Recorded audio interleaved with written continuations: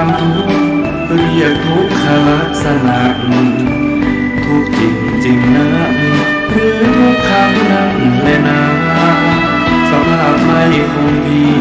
เปลี่ยนไปตลอดเวลาคิดไปคิดมากายารอท่าแต่ทุกข้อสามต่อไปเรียกว่าทุกในอริยสัจเป็นทุกรูปนามกายใจทุกในขันธ์ห้ายิ่งทุกหนึ่งทุกสอง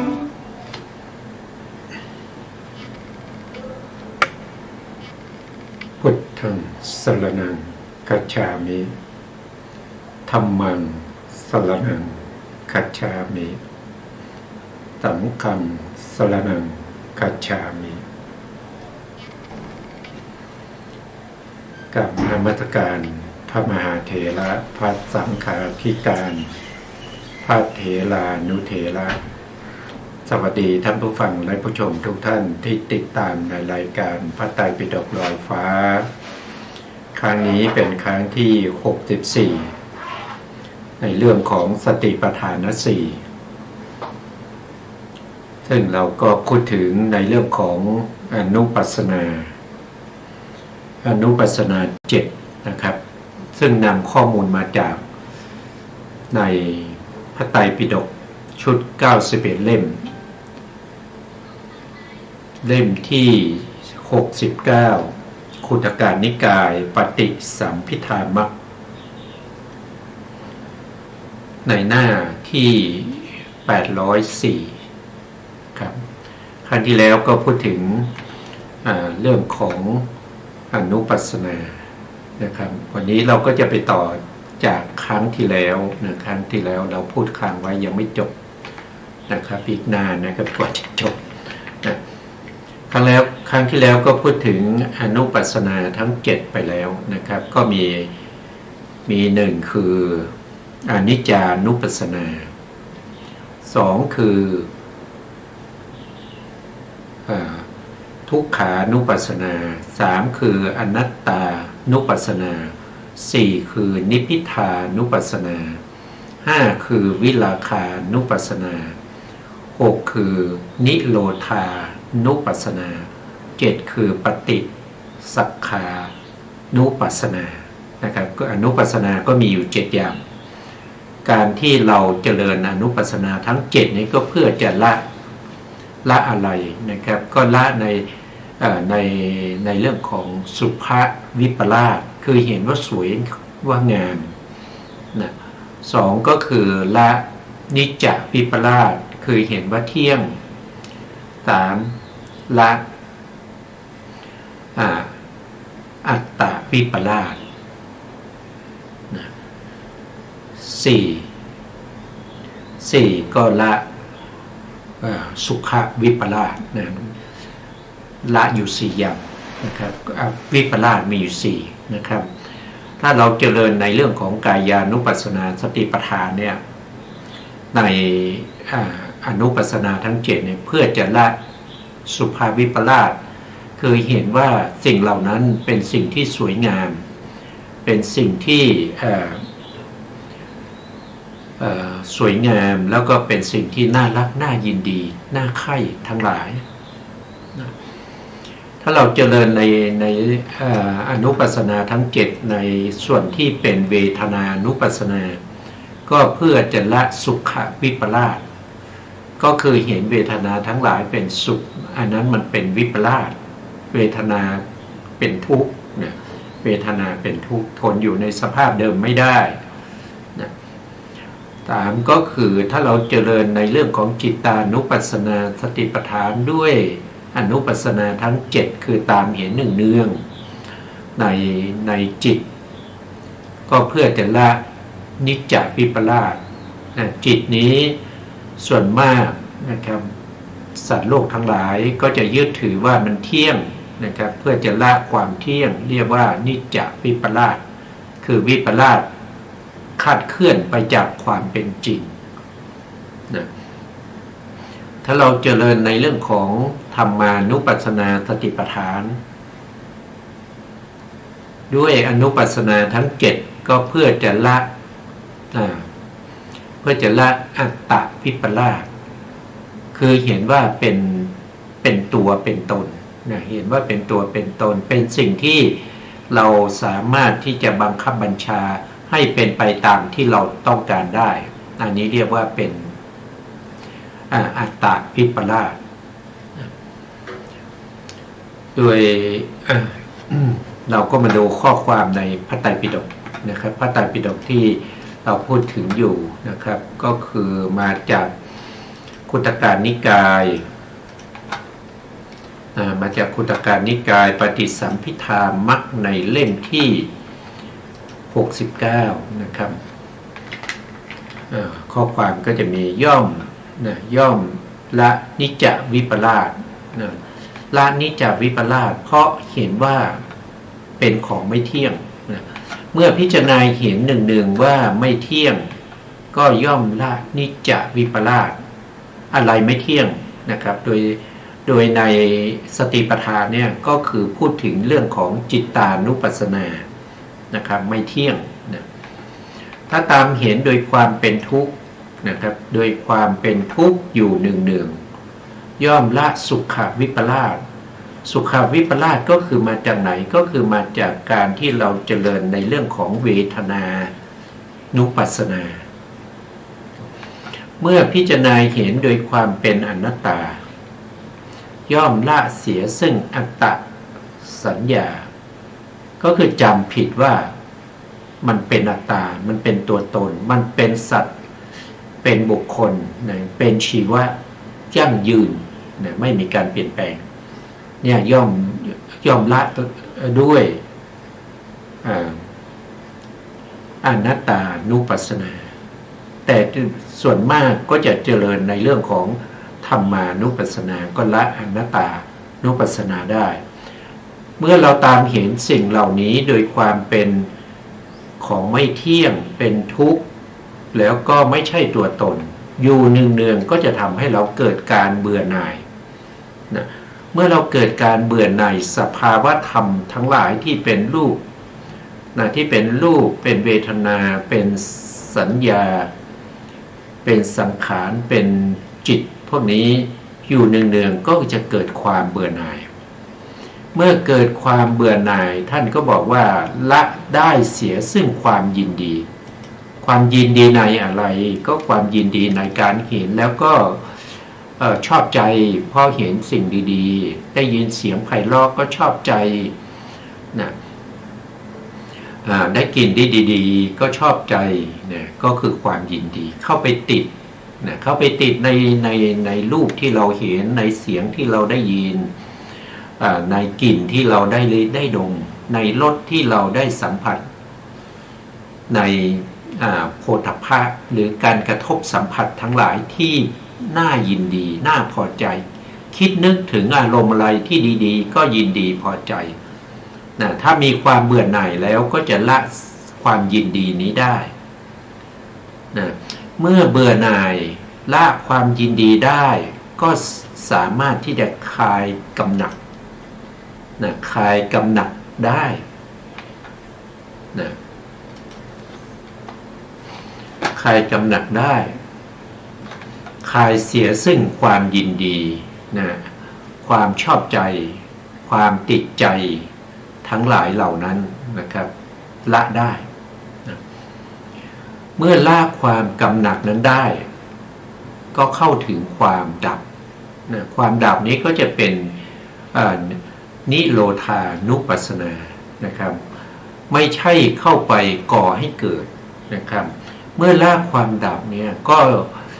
เมื่อเห็นความดับก็ย่อมละเสียซึ่งสมุทัยได้นะสมุทัยเมื่อละสมุทัยก็ย่อมจะสลัดคืนนะสลัดคืนเสียซึ่งความยินดีความยินร้ายความยินร้ายแล้วก็สละคืนเสียซึ่งความไม่รู้ทั้งหลายนะความไม่รู้ทั้งหลายย่อมสละคืนสิ่งเหล่านั้นได้ก็คือสละคืนก็คือไม่ถือมั่นนะไม่ถือมั่น เมื่อภิกษุพิจารณาเห็นกายโดยอาการทั้ง7นะผมก็ลงตรงนี้ว่าอาการทั้ง7เนี่ยมันก็คืออนุปัสสนา7นะอนุปัสสนา7นะครับอนุปัสสนา7นี้กายปรากฏนะครับการที่เราตามเห็นความเป็นกองแห่งธาตุนะครับกองแห่งธาตุก็คือธาตุดินที่เป็นกายของเราธาตุดินธาตุน้ำธาตุไฟแล้วก็ธาตุลมนะครับที่ประกอบกันด้วยเหตุด้วยปัจจัยยังมีปัจจัยอุดหนุนอยู่ธาตุเหล่านั้นก็ยังเจริญสืบต่อกันไปตามเหตุตามปัจจัยได้ในการตามเห็นด้วยอนุปัสสนาทั้ง7เนี่ยก็คือจะต้องตามเห็นเนืองๆตัวที่ตามเห็นเนืองๆนั้นก็คือได้แก่ตัวสติสัมปชัญญะก็คือตัวปัญญาสติปัญญาแล้วก็ต้องมีอาตาปีด้วยอาตาปีก็คือต้องมีวิริยะวิริยะคือความกล้าความพยายามความมีอุตสาหะที่จะละเสียซึ่งวิปลาสทั้งหลายแล้วก็วิเนยยะก็คือตัวสมาธินะครับเพราะฉะนั้นถ้าเรากล่าวถึงในเรื่องของสติเนี่ยในสติปัฏฐานนี้ก็จะต้องประกอบก็คือพูดถึงแล้วซึ่งปัญญานะครับวิริยะสมาธิเข้ามาประกอบด้วยนะครับท่านไม่ได้พูดว่าสติ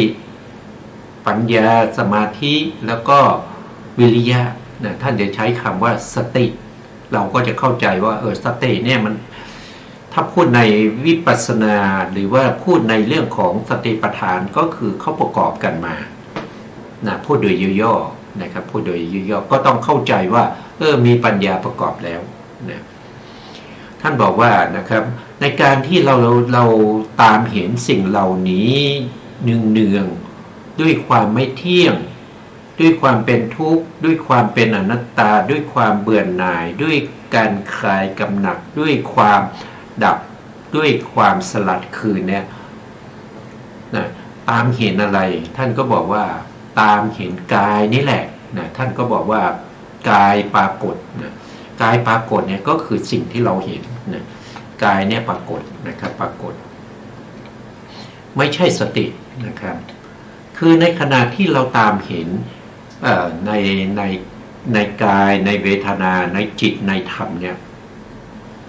ในขณะนั้นเนี่ยท่านบอกว่าไม่ใช่ตัวสติปัก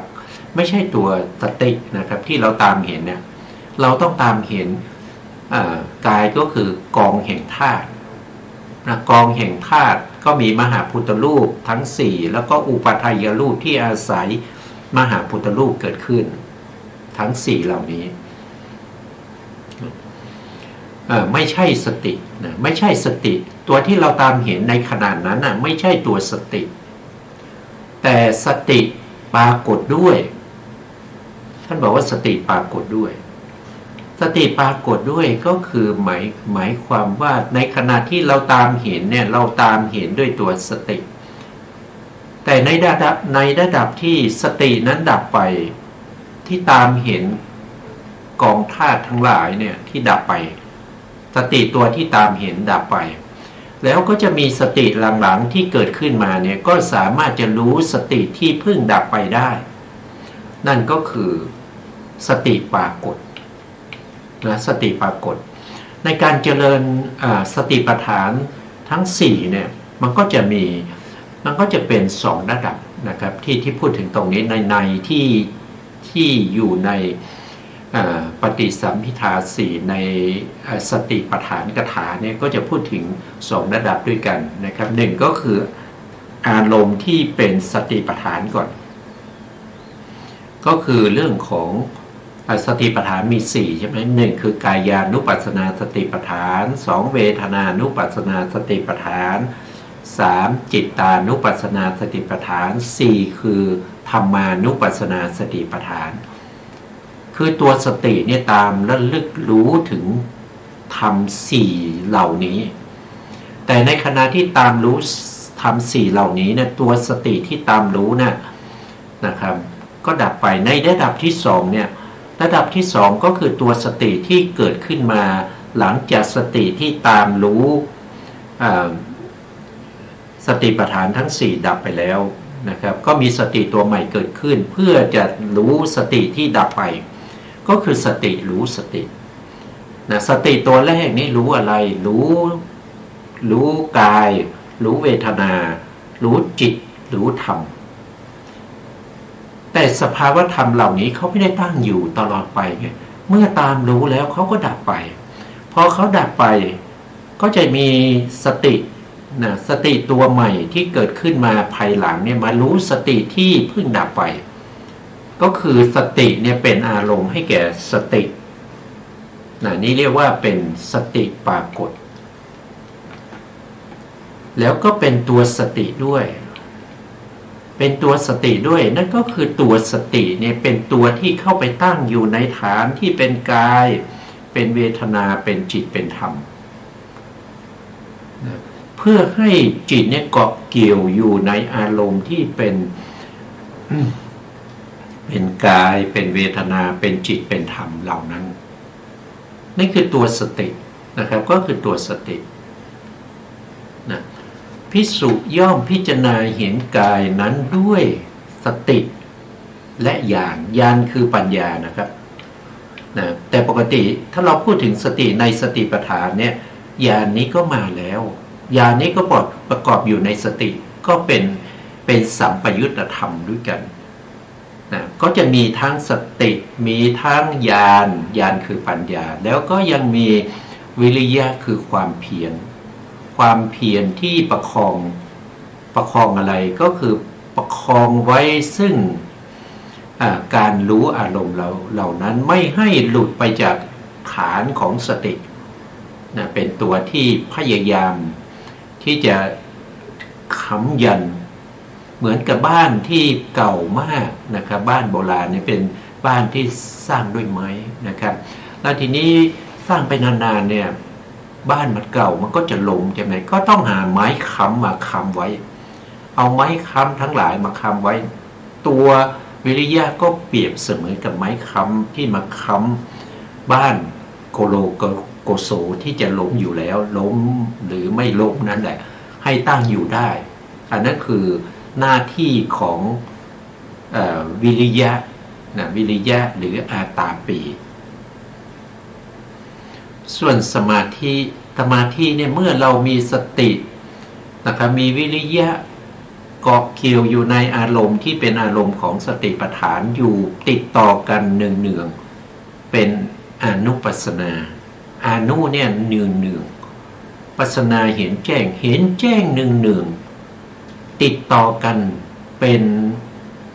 อะไรเป็นเส้นเป็นสายนะครับไม่ขาดระยะ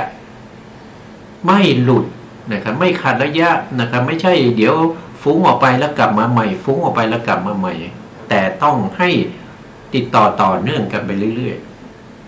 ๆสมาธินั้นก็จะมีกำลังมากขึ้นด้วย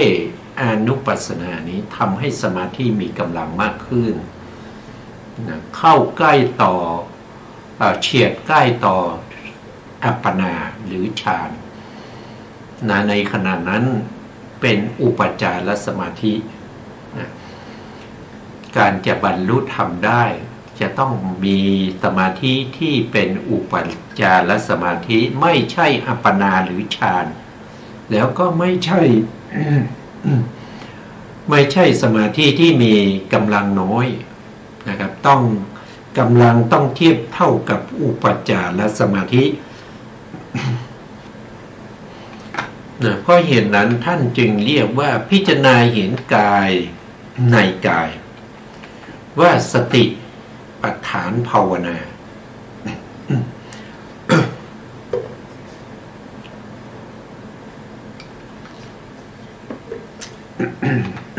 ท่านก็จะเรียกว่าเป็นสติปัฏฐานภาวนาท ทีนี้ท่านก็อธิบายคำว่าภาวนานะครับภาวนาเนี่ยมีอยู่4อย่างนะครับมีอยู่4อย่างหนึ่งก็คือภาวนาด้วยความว่าธรรมทั้งหลายที่เกิดในภาวนานั้นไม่ล่วงเกินกันนะครับธรรมทั้งหลายในที่นี้คืออะไรนะธรรมทั้งหลายในที่นี้เนี่ยที่พูดโดยที่เราเข้าใจก็คือตัวสติใช่ไหมครับตัวสติตัวญาณนะครับว่าโดยย่อๆนะสติญาณวิริยะแล้วก็สมาธิเขาจะทำหน้าที่ของใครของมันนะเขาจะไม่ล่วงเกินกันไม่ก้าวไก่กันอย่างเช่นสติเนี่ยทำหน้าที่ในการระลึกถึงกายในกายอยู่เนืองๆปัญญาก็เป็นตัวที่รู้แจ้งเห็นจริงในกายนะครับในกายในกายอยู่เนืองๆตัววิริยะก็คือตัวที่คอยค้ำยันหรือป้องกันพวกนิวรณ์ทั้งหลายที่จะเข้ามารบกวนในการที่เราจะตามเห็นกายในกายหนึ่งๆสมาธิก็มีหน้าที่ทำให้จิตนั้นมั่นคงมีกำลังแน่วแน่ในการที่จะมุ่งสู่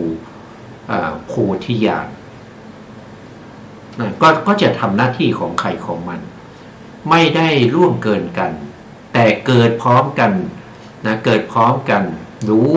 อารมณ์ที่เป็นกายานุปัสสนาสติปัฏฐานเหมือนกันนะครับแล้วก็อาศัยวัตถุเดียวกันเกิดขึ้นก็คือ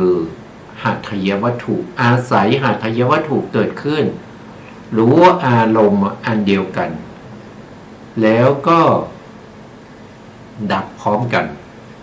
เขารู้อารมณ์เดียวกันแต่เขาไม่ได้ก้าวไกลกันทำหน้าที่ของใครของมันเพราะฉะนั้นไม่ล่วงเกินกันนะครับไม่ล่วงเกินกันอันนี้ก็คือความหมายของภาวนาในข้อที่หนึ่งข้อที่หนึ่งสองก็คือด้วยความว่าอินทรีย์ทั้งหลายมีกิจเป็นอันเดียวกันนะครับอินทรีย์นะครับอินทรีย์คืออะไรนะแต่ในที่นี้เราจะพูดถึงอินทรีย์ห้าเพราะอินทรีย์ห้านี่เป็นธรรมหมวดหนึ่งในโพธิปักขิยธรรมนะครับอินทรีย์ห้านะอินทรีย์ห้ามีอะไรบ้างหนึ่งก็คือสัตทินทรีย์สัตทินทรีย์ก็คือความมีศรัทธาที่มีต่อพระศาสดาคือพระสัมมาสัมพุทธเจ้าศรัทธาที่มีต่อพระธรรมคำสั่งสอนของพระสัมมาสัมพุทธเจ้าศรัทธาที่มีต่อพระอริยสงฆ์4คู่8บุรุษตั้งแต่โสดาปัตติมรรคไปจนถึงอรหันตผลแล้วก็ศรัทธาในเรื่องของสิกขา3คือข้อประพฤติปฏิบัติของกัลยาณปุถุชนแล้วก็ศรัทธาในตัวเองด้วยต้องเชื่อมั่นในตัวเองว่าตัวเองสามารถที่จะประพฤติปฏิบัติให้เข้าถึงความเป็นพระอริยบุคคลได้สามารถที่จะฝ่าฟันอุปสรรคสามารถที่จะต่อสู้กับศัตรูคือกิเลสทั้งหลายได้สามารถที่จะระงับเสียซึ่งข้าศึกของมรรคผลนิพพานได้นั่นก็คือนิวรณ์5นะก็จะมีกามฉันทานิวรณ์อย่างนี้นะกามฉันทานิวรณ์นี้ก็ต้องกำจัดด้วยอินทรีย์ที่ชื่อว่าปัญอินทรีย์เป็นผู้กำจัดเสียซึ่งกามฉันทานิวรณ์ตัวปัญญานะครับปัญญานี้กำจัดตัวปัญญานี้จะกำจัดได้ทั้งที่เป็นกามฉันทานิวรณ์พยาปาทานิวรณ์ถีนามิทานิวรณ์แล้วก็อุทธัจจกุกุจจานิวรณ์วิจิกิจฉานิวรณ์นะครับตัวปัญญาเป็นตัวรู้แจ้งกำจัดเสียซึ่งอวิชชาคือความไม่รู้นะเปรียบเสมือนกับแสงสว่างนะความมืดเมื่อเราจุดประทีปหรือตะเกียงหรือว่าโคมไฟ ความมืดนั้นก็จะหายไปเพราะถูกกำจัดด้วยแสงนั้นเปรียบเสมือนกับปัญญานะครับทุกที่ที่มีปัญญาที่นั้นจะไม่มืดมนนะครับจะไม่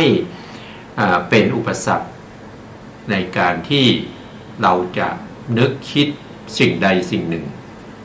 ก็สามารถที่จะนึกคิดได้อย่างถูกต้องแล้วก็ชัดเจนเห็นแจ้งนะครับนั่นคือตัวปัญญาทีนี้เมื่อกี้พูดถึงตัวแรกก็คือสัตทินรีก็คือตัวศรัทธานะอินทรีย์เนี่ยคือสัตทินรีตัวที่หนึ่งคือศรัทธานะตัวที่สองก็คือวิริยะนะครับวิริยะก็เป็นอินทรีย์เหมือนกันเราเรียกว่าวิริยินทรีย์วิริยินทรีย์นะครับวิริยินทรีย์ตัวที่สามก็จะเป็นสตินทรีย์สตินทรีย์ก็คือได้แก่สตินะครับได้แก่สติเป็นสัตทินรีอันที่ห้าก็คือได้แก่สมาธินรีสมาธินรีก็คือได้แก่ตัวสมาธิอันที่หกก็คือปัญญินทรีตัวที่ห้าทุกทีนะอินทรีย์ห้านะครับอินทรีย์ห้ามีหนึ่งคือสัตทินรีสองคือวิริยินทรีสามคือสตินรีสี่คือสมาธินรีห้าคือปัญญินทรีอันนี้เรียกว่าเป็นอินทรีย์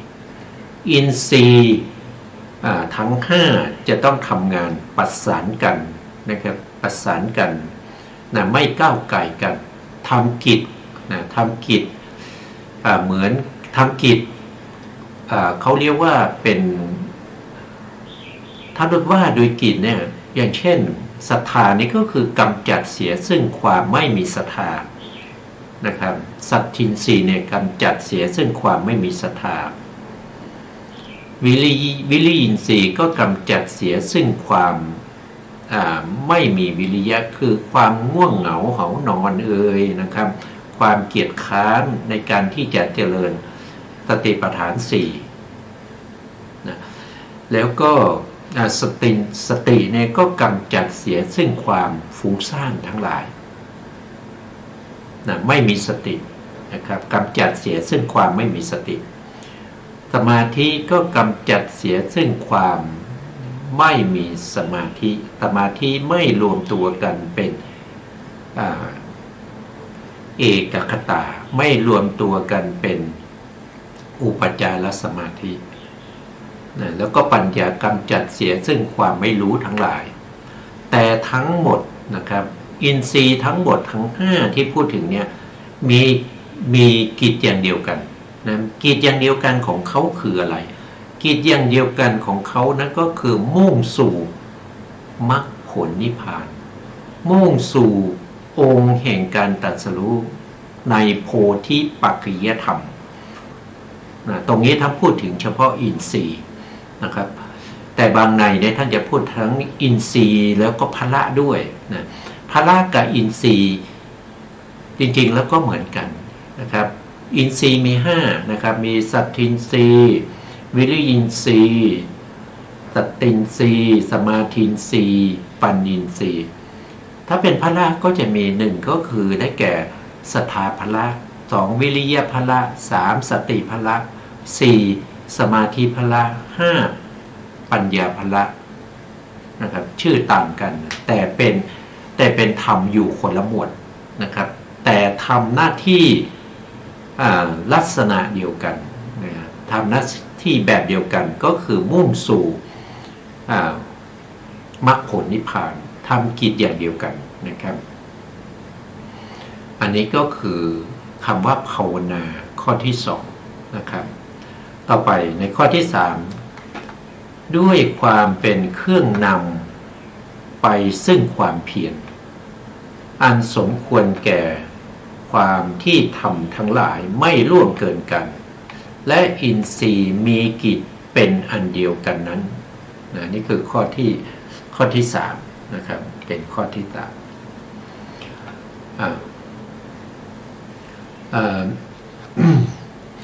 ด้วยความว่าเป็นเครื่องนำไปซึ่งความเพียรนะครับความเพียรนะ เป็นของสำคัญนะ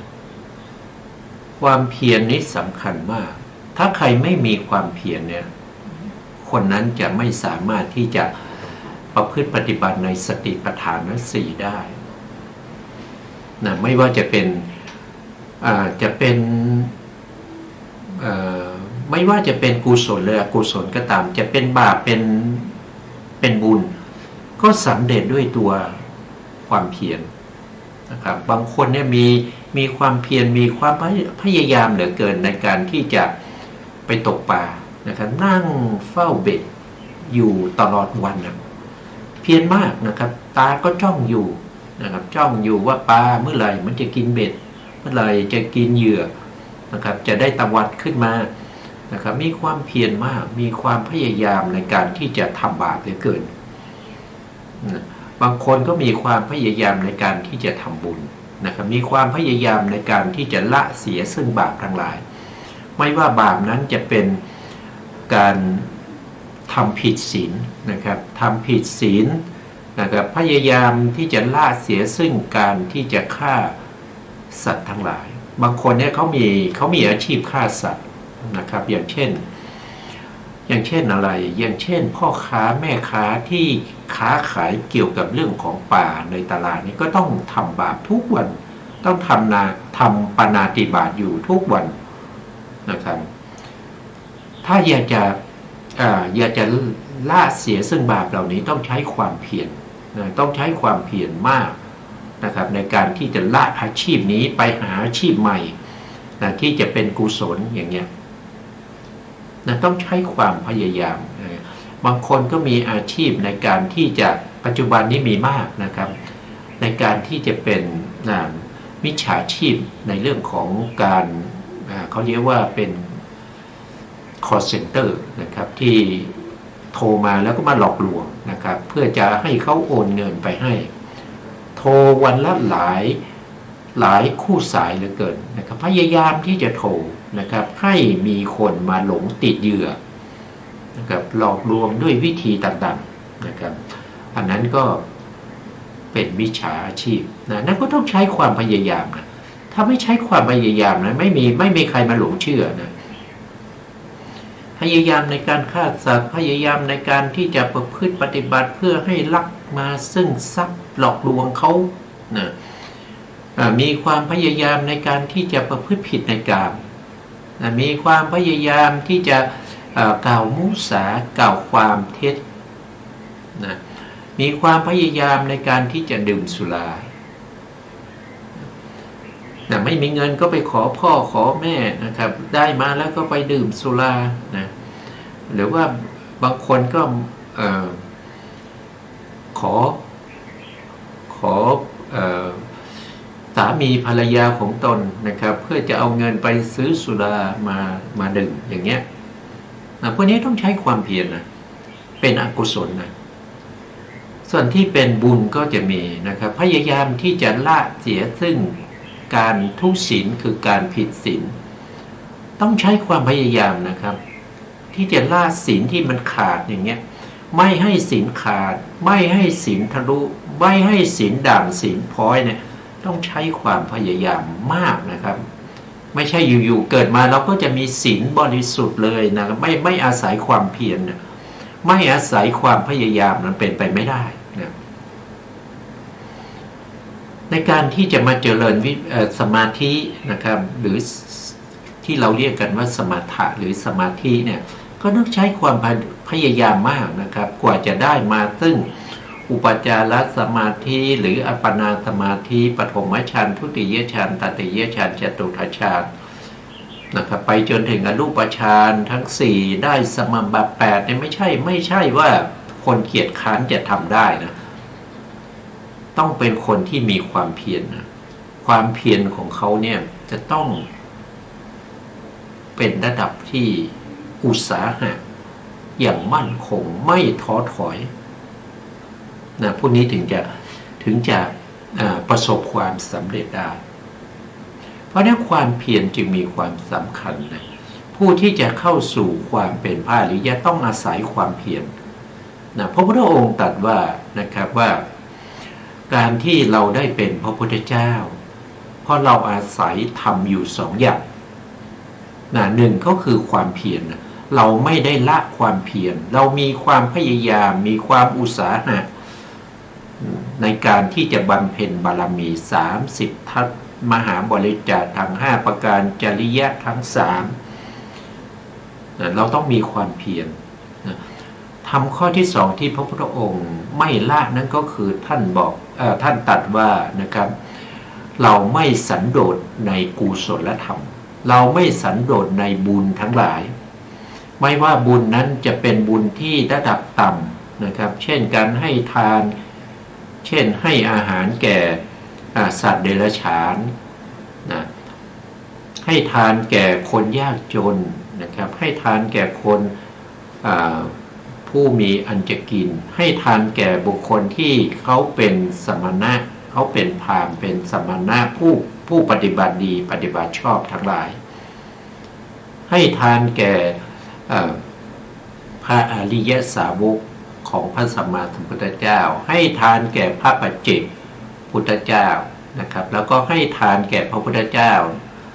ในอดีตนะครับอันนี้คือเรื่องของทานนอกจากทานแล้วก็ต้องมีศีลนะครับใช่ไหม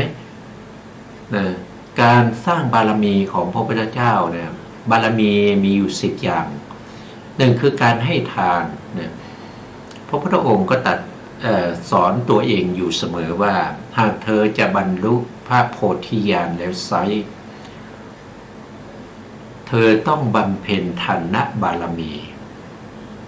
เปรียบเหมือนกับว่าหม้อน้ำที่เต็มด้วยน้ำเมื่อคว่ำลงน้ำที่อยู่ในหม้อนั้นก็จะไหลออกหมดการให้ทานของพระโพธิสัตว์เนี่ยท่านจะให้เหมือนกับน้ำที่อยู่ในภาชนะหรือใ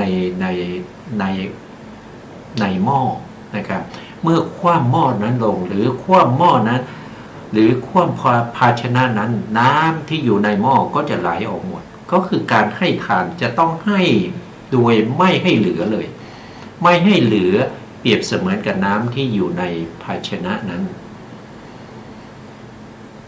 นะต้องบำเพ็ญอย่างนี้ตลอดกาลนะครับตลอดกาลจนกว่าทานนั้นจะบริบูรณ์เมื่อทานนั้นบริบูรณ์แล้วก็จะสามารถที่จะบรรลุถึงพระสัมโพธิญาณได้นี่เป็นความคิดของพระโพธิสัตว์สมัยที่ยังบำเพ็ญบารมีอยู่ยังไม่ได้เป็นพระพุทธเจ้าอันนี้คือการให้ทานแต่การให้ทานนั้นจะต้องประกอบด้วยปัญญาเหมือนกันนะครับถ้าไม่มีปัญญาในการให้ไปแล้วเดือดร้อนใจภายหลังนะครับให้ไปแล้วเดือดร้อนใจเราไม่น่าให้เลยให้ไปทำไมอย่างนี้มันบุญนั้นมันไม่เข้าถึงความเป็นบารมีต้องมีปัญญาประกอบนะครับอันที่สองท่านก็พูดถึงว่าท่านจะสอนตัวเองเสมอว่าถ้าเราอยากจะเป็นพระพุทธเจ้าเราต้องบำเพ็ญศีลบารมีต้องรักษาศีลนะครับรักษาศีลเปรียบเสมือนกับการรักษาขนหางของจามรีจามรีก็คือเป็นเนื้อหรือเป็นคล้ายๆกวางนะครับคล้ายๆกวางคล้ายๆกับเนื้อทรายอะไรพวกนี้แต่จะเป็นตระกูลของจามรีจามรีนี่จะมีหางที่สวยงามถ้าจามรีตัวนั้นเนี่ยไปติดข่ายหรือว่าติดที่ไหนนะหางนี้ไปเกี่ยวกับหนามหรือเกี่ยวกับอะไรก็ตามนะครับจามรีตัวนั้นเขาจะไม่ยอมเคลื่อนที่เขาจะไม่ยอมให้ขนหางของเขาเนี่ยเสียหายไปเขายอมตายนะสัตว์ประเภทจามรีนี้ยอมตายไม่ยอมให้ขนหางเสียนะเพราะฉะนั้นถ้าเธออยากจะเป็น จะบรรลุพระสัมมาสัมโพธิญาณเธอต้องรักษาศีลสี่ให้บริบูรณ์เหมือนกับจามรีที่รักษาขนหางฉะนั้นจามรีรักษาขนหางยอมตายนะครับไม่ยอมให้ขนหางเสียไปก็คือต้องรักษาศีลสี่ให้บริบูรณ์ก็คือยอมเอาชีวิตแรกนะครับศีลสี่คืออะไรศีลสี่ก็คือหนึ่งก็คือเขาเรียกว่าปาติโมกข์สังวรศีลนะปาติโมกข์สังวรศีลรายละเอียดเราก็ไม่เคยพูดมาแล้วนะครับไม่ต้องพูดอีกนะข้อที่สองก็คืออินทรีย์สังวรศีลนะครับก็คือสำรวมในอินทรีย์ทั้งห้าไม่ให้เกิดบาปนะครับไม่ให้เกิดบาปเห็นแล้วไม่ให้เกิดบาปทำยังไงนะอันนี้ก็เคยพูดไปแล้วในเรื่องของศีลนะครับสามก็คืออาชีวปาริสุทธิศีลก็ต้องมีอาชีพที่ไม่ผิดศีลนะครับของพระภิกษุนี่ก็มากมายนะครับก็มีศีลที่มากมายนั่นก็เคยพูดไปแล้วนะครับแล้วข้อที่สี่ก็คือปัจจยสันนิสิตศีลนะก็คือหมายถึงการที่จะต้องมีการพิจารณาในการใช้สอยปัจจัยทั้งสี่ไม่ว่าจะเป็นการสวมใส่เสื้อผ้าการห่มจีวรนะการทรงบาตรห่มสังฆตินะทั้งหมดต้องมีการพิจารณาการใช้สิ่งเหล่านี้ไม่ได้เป็นไปเพื่อการตกแต่งประดับประดาแต่เป็นไปเพื่อความบรรบัดเสียซึ่งความเย็นความร้อนบรรบัดนะครับหรือว่าบรรเทาเสียซึ่งสัมผัสอันเกิดจากเหลือกยุงลมแดดและสัตว์เลื้อยคลานทั้งหลายและที่สำคัญยิ่งนั่นก็คือเพื่อปกปิดอวัยวะอันก่อให้เกิดความละอายนะครับแล้วก็ต้องมีการพิจารณาถึงเรื่องของอาหารด้วยเรารับประทานอาหารเรารับประทานไม่ใช่เป็นการเล่นนะครับไม่ใช่เพื่อความสนุกสนานเพลิดเพลินทั้งหลายเรารับประทานอาหารไม่ใช่เป็นไปเพื่อความเมามันเกิดกำลังพลังทางกายเรารับประทานอาหารไม่ให้เป็นไปเพื่อประดับเพื่อตกแต่งแต่รับประทานอาหารเพื่อให้กายนี้ตั้งอยู่ได้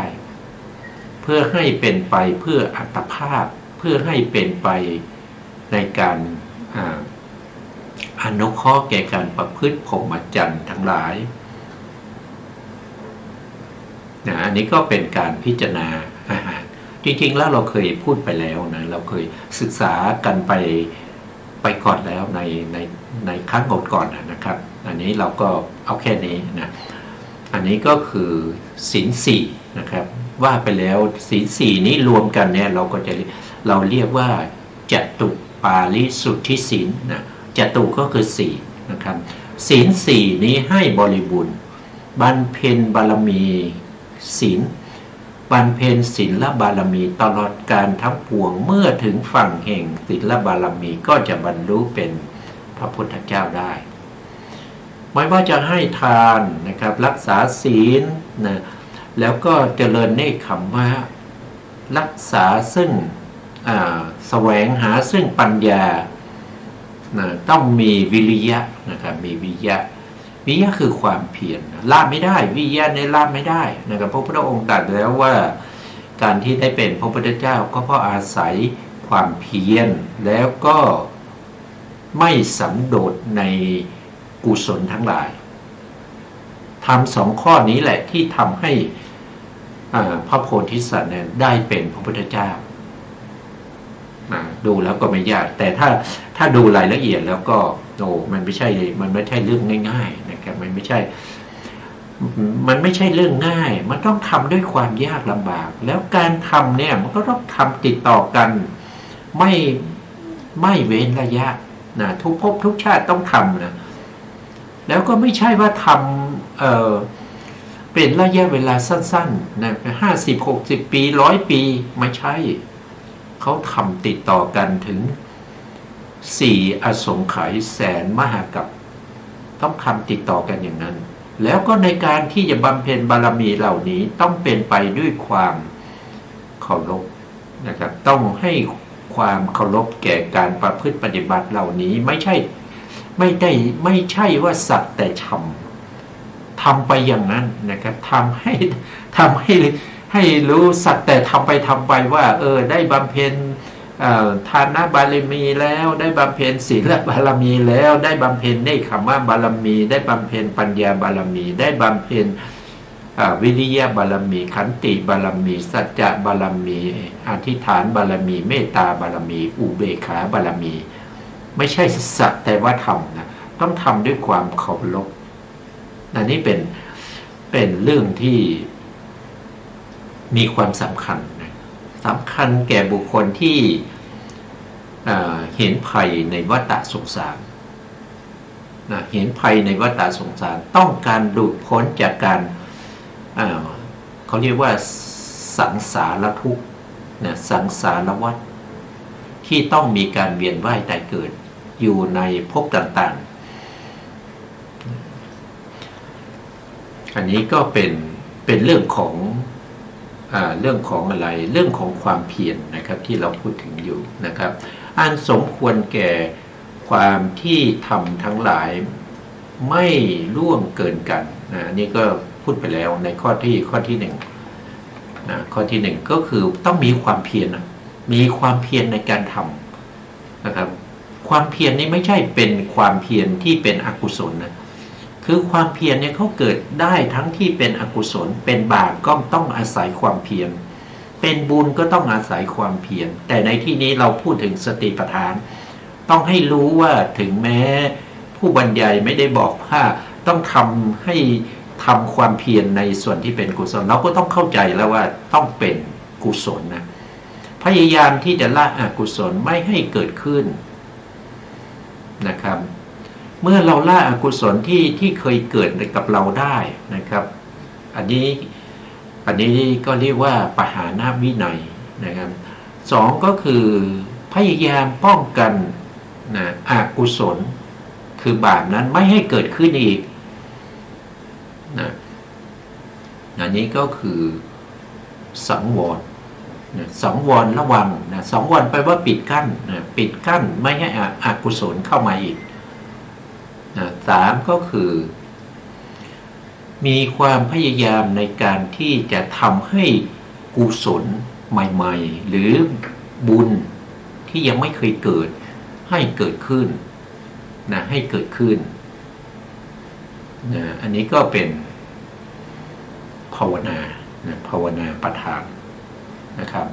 แล้วก็สี่ก็คือเมื่อกุศลหรือบุญนั้นเกิดขึ้นแล้วต้องพยายามในการรักษาบุญกุศลเหล่านั้นให้เจริญยิ่งขึ้นไป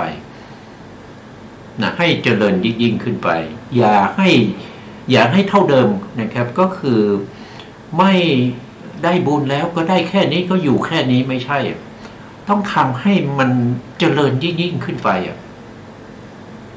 ไม่ให้เจริญยิ่งขึ้นไป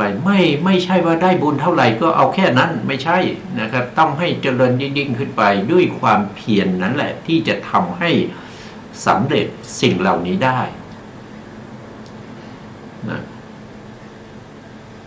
ความเพียรในแต่ละอย่างนะครับในอินทรีย์5เนี่ยก็คือไม่ก้าวไกลกันมีศรัทธาก็คือความศรัทธาก็คือความเลื่อมใสไม่ได้ไปก้าวไกลกับเรื่องของสติก็คือตัวระลึกถึงบุญกุศลนะครับก็ไม่ได้ไปก้าวไกลกับสมาธินะครับสมาธิสีไม่ได้ไปก้าวไกลกับปัญญินทรีย์กับสมาธิก็คนละอย่างตัวสมาธิเป็นตัวที่เป็นตัวสงบเป็นตัวตั้งมั่นนะครับตั้งมั่นในสติปัฏฐานทั้ง4ตัวปัญญาเป็นตัวที่รู้แจ้งในสภาวธรรมของสติปัฏฐานทั้ง4เพราะนั้นแต่ละอย่างก็ไม่ก้าวล่วงกันแต่ทั้งหมดรวมกันแล้วก็มุ่งสู่มรรคผลนิพพานนะครับ คือจะสำเร็จอย่างเดียวกันนะต่อไปภาวนาที่สี่นะครับด้วยความเป็นธรรมที่ควรเสพนะก็คือเสพก็คือการบ่มเพาะนะการทำให้มีบ่อยๆทำให้มีขึ้นเนืองๆนะครับไม่ใช่เกิดขึ้นมาตอนนี้นะครับพอเกิดขึ้นมาตอนนี้ก็ฟุ้งไปนะฟุ้งไปสัก5 นาที10 นาทีก็กลับมาใหม่มาทำมันจิตมาเป็นบุญใหม่จิตเป็นบุญได้1 นาทีก็ฟุ้งไปอีกนะครับไปยินดีพอใจไป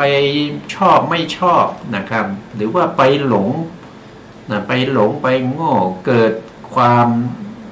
กระทบกระทั่งนะครับอย่างนี้เราไม่ได้ถือว่าเป็นธรรมที่ควรเสพนะควรเสพในที่นี้เป็นสภาวะที่เป็นบุญเป็นกุศลพระพุทธองค์จึงตรัสว่านะครับที่เราสำเร็จเป็นพระพุทธเจ้าได้เนี่ยก็ด้วยอาศัยว่าเราไม่ได้สันโดษในกุศลธรรมนะทำ2 อย่างอย่าลืมนะทำ2 อย่างที่ทำให้ได้เป็นพระพุทธเจ้านั่นก็คือ1เราไม่ละความเพียรเรามีความเพียรนะเรามีความพยายามมีความอุตสาหะในการที่จะบำเพ็ญบารมี30 ทัศมหาบริจาคทาง5 จริย3อัตธรรมข้อที่2นั้นก็คือเราไม่สันโดษในกุศลอันนี้เป็นธรรมที่ทำให้พระพุทธองค์ได้เป็นพระพุทธเจ้านะธรรมเหล่านี้เป็นธรรมที่ควรเสพนะควรเสพนะภิกษุบางรูปในพระธรรมวินัยนี้พิจารณาเห็นกองอาโปนะกองอาโปก็คือธาตุน้ำนะครับแล้วกองเตโชคือธาตุไฟกองวาโยคือธาตุลมพิจารณาถึงผมพิจารณาถึงขนพิจารณาถึงผิวนะผิวแล้วก็หนังนะพิจารณาถึงเนื้อเอ็นกระดูกเยื่อในกระดูกโดยความเป็นของไม่เที่ยงตอนแรกเราพูดถึงเรื่องของกองดินใช่ไหมครับตอนนี้ท่านก็บอกว่าไม่ใช่พิจารณาเฉพาะกองดินเท่านั้นต้องพิจารณาถึงกองอาโปด้วยนะก็คือพูดง่ายๆว่าในร่างกายของเราเนี่ยมีอะไรทั้งหมดเนี่ยที่มันมีผมขนได้ฟันหนังเนื้อเอ็นกระดูกเยื่อในกระดูกนะครับม้ามหัวใจตับพังผืดนะทั้งหลายเหล่านี้นะครับหรือจะต้องเป็นสิ่งที่เราต้องทำวิปัสสนาเป็นอนุปัสสนาทั้ง7ตามเห็นเนืองๆสิ่งเหล่านี้โดยความเป็นของไม่เที่ยงตามเห็นสิ่งเหล่านี้เนืองๆโดยความเป็นทุกข์ตามเห็นสิ่งเหล่านี้เนืองๆโดยความเป็นอนัตตาเป็นธรรมเหล่านี้ทั้งหมดเนี่ยเป็นธรรมที่น่าเบื่อหน่ายเป็นธรรมที่ต้องคลายกำหนัดเป็นธรรมที่มีแต่ดับนะมีแต่ดับไปเป็นธรรมที่ควรจะสลัดคืนไม่ใช่ถือเอาไว้ภิกษุนะภิกษุในที่นี้ก็คือหมายถึงโดยตรงก็คือหมายถึงพระนั่นเองนะครับก็คือหมายถึงพระสงฆ์ทั้งหลายนะครับแล้วก็ยังมีพระ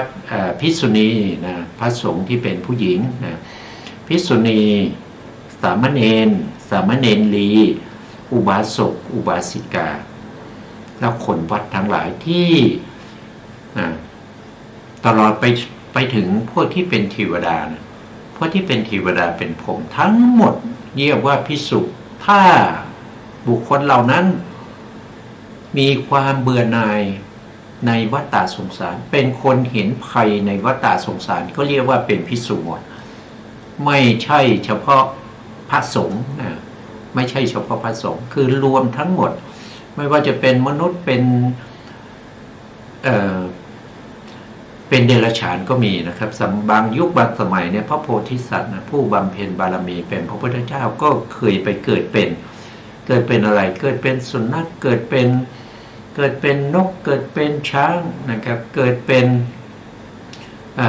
นเนื้อนะเกิดเป็นปลานะครับ เกิดเป็นนกคุ้มนะครับเคยไปเกิดเป็นเดรัจฉานแต่ในความเป็นเดรัจฉานของพระโพธิสัตว์ผู้บำเพ็ญบารมีเพื่อความเป็นพระพุทธเจ้าเนี่ยท่านก็เป็นผู้ที่เห็นภัยในวัฏสงสารนะเป็นผู้เห็นภัยในวัฏสงสารแล้วยังไม่พอบุคคลเหล่านี้เป็นบุคคลที่มีพระมหากรุณาธิคุณอันยิ่งใหญ่เพื่อที่จะต้องการช่วยเหลือสัตว์ทั้งหลายนะครับให้พ้นจากวัฏสงสารนี้ด้วยนะเพราะฉะนั้นผู้ที่บำเพ็ญบารมีอย่างนี้เป็นพระโพธิสัตว์นะครับวันนี้เวลาเราก็หมดนะเพราะฉะนั้นเราก็จะคืนเวลาให้ทางสถานีนะครับแล้วเราจะกลับมาพบกันใหม่ในโอกาสต่อไปนะครับวันนี้เวลาเราหมดแล้วต่อท้ายนี้ขอกราบขอบพระคุณพระครูสมุทรวิสุวัตรวรกิจโจผู้อำนวยการสถานีวิทยุเพื่อการศึกษาพระพุทธศาสนาและวัฒนธรรม FM 104.5 เมกะเฮิรตซ์วัดฝายหินจังหวัดเชียงใหม่และขอกราบขอบพระคุณพระครูปริยัติยานุศาสตร์ขอบคุณท่านผู้ฟังและผู้ชมทุกท่านที่ติดตามในรายการพระไตรปิฎกลอยฟ้าพบกันใหม่ในโอกาสต่อไปครับวันนี้ลาไปก่อนครับสวัสดีครับ